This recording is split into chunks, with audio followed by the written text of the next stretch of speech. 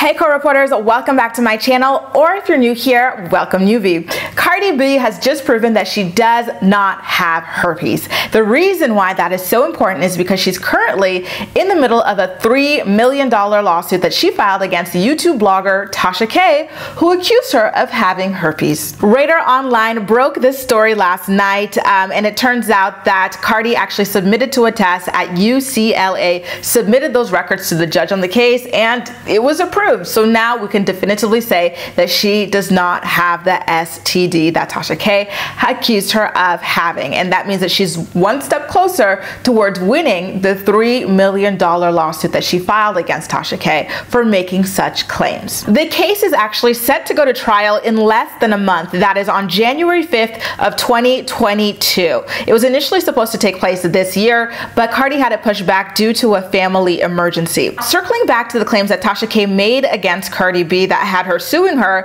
Tasha allegedly accused Cardi B of working as a prostitute, having herpes, and taking hard drugs. And so when Cardi sued her for the $3 million, Tasha tried to countersue her, I believe for the same amount, claiming that Cardi had instructed her fans to harass her. Tasha claimed that she had to move out of the city or out of the state as a result of the alleged harassment that she suffered from Cardi B's fans. But the judge on the case had actually tossed out all of Tasha K's allegations, saying that there was not enough evidence for them. This case is about to get interesting. Where do you guys think Tasha K is going to come up with $3 million to pay Cardi B if she ultimately does lose this case? Or could she somehow win it, or, you know, escape the $3 million penalty as a result of some sort of technicality? It looks like Cardi B's team is going to have to continue to try to cross their T's and dot their I's to make sure that this sees it to the finish line. This kind of reminds me of when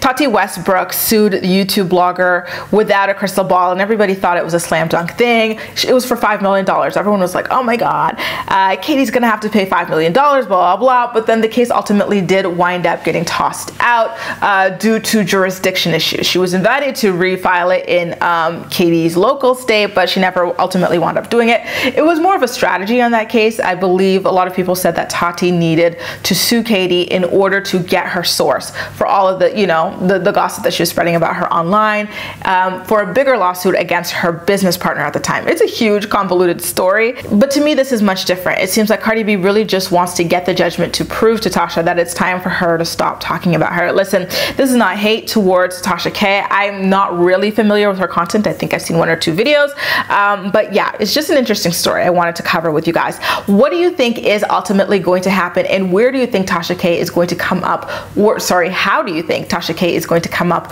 with $3 million to, you know, pay this lawsuit if she ultimately ends up losing?